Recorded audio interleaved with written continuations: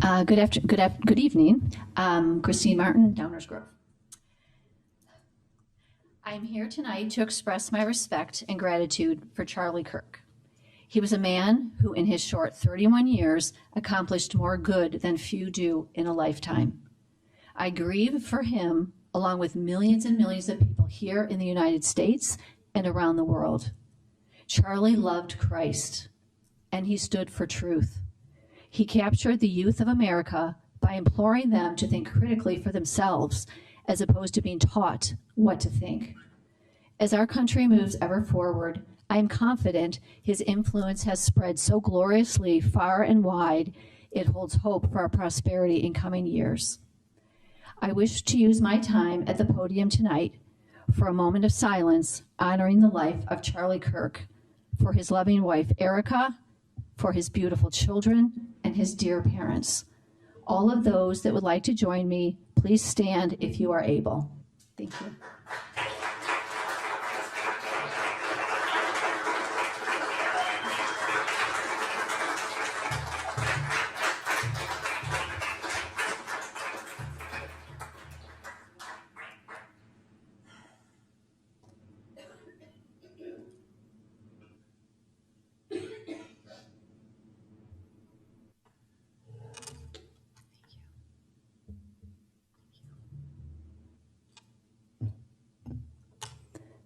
Our Father, who art in heaven, hallowed be thy name. Thy kingdom come, thy will be done, on earth as it is in heaven. Give us this day our daily bread, and forgive us our debts, as we forgive our trespasses. And lead us not into temptation, but deliver us from evil. For thine is the kingdom, and the power, and the glory, forever and ever. Amen. Thank you. You ready? We have a choice that we all make when we come to a public meeting.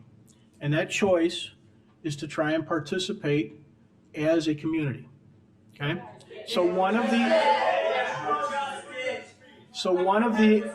the reasonable one of the reasonable expectations of a community meeting.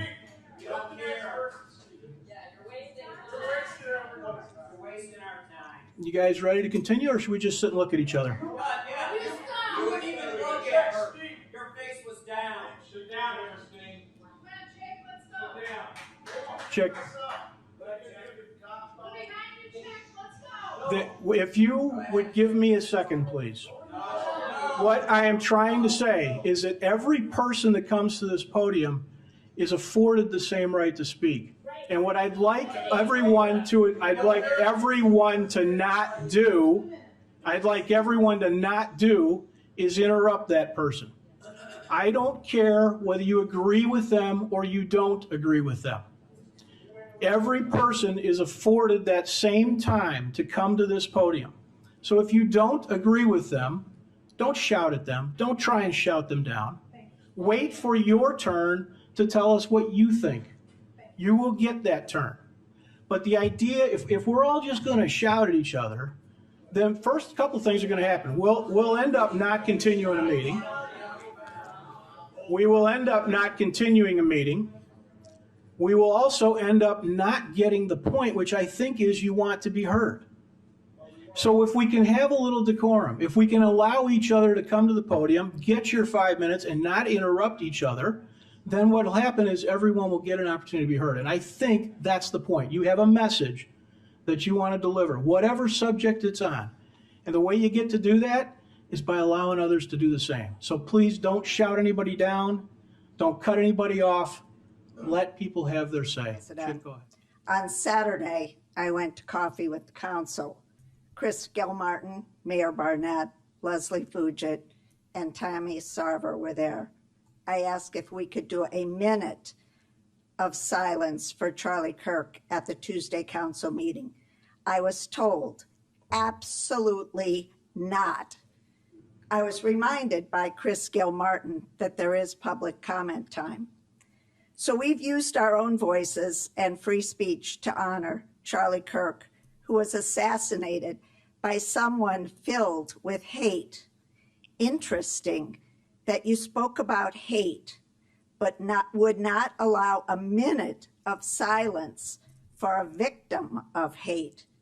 Need I say hypocrisy? Charlie's a world figure, loved and mourned by millions, and formerly an Illinoisan. You said you didn't want to draw a line between who to recognize. Then I say, recognize them all. Each meeting have a time of silent prayer for a slain victim of hate. That would be impactful. Charlie was hated for simply speaking the truth and was hated especially because young people listened. His voice cannot be silenced because we are all Charlie now. Rest in peace, Charlie. We got this.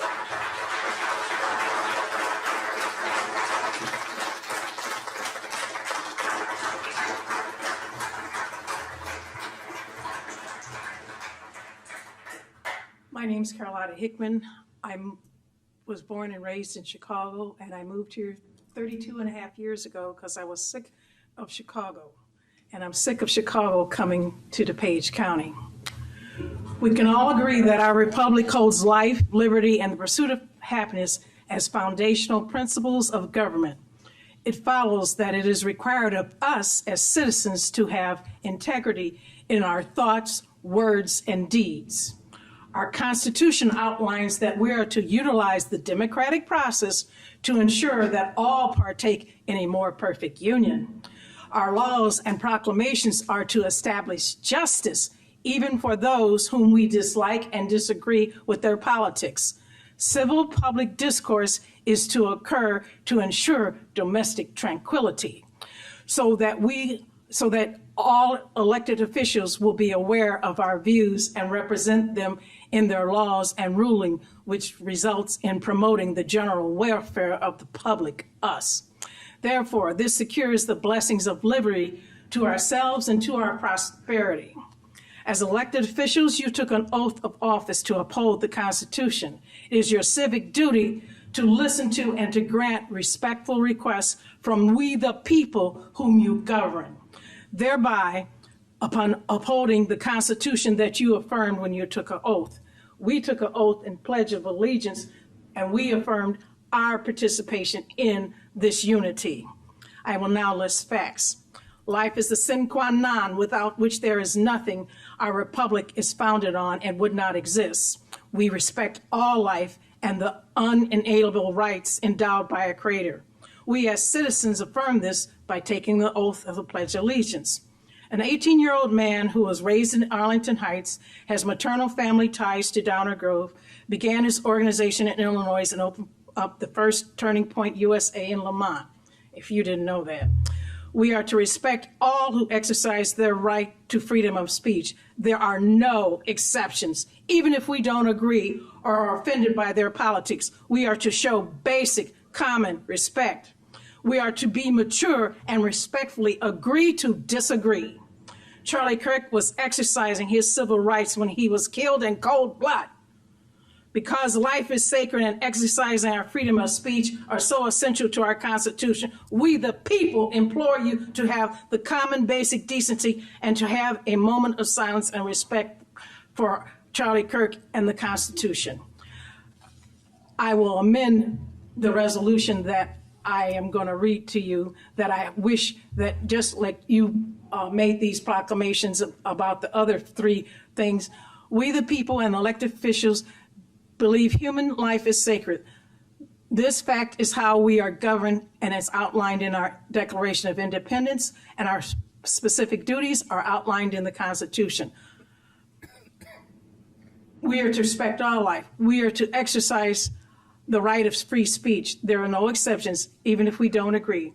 Charlie Kirk was exercising his right for free speech and religion in public civil discourse. Then he was murdered in cold blood. We the people abhor this act to silence him. Therefore, we stand up to exercise the right of free speech for anyone to express their views in public civil discourse. Amen.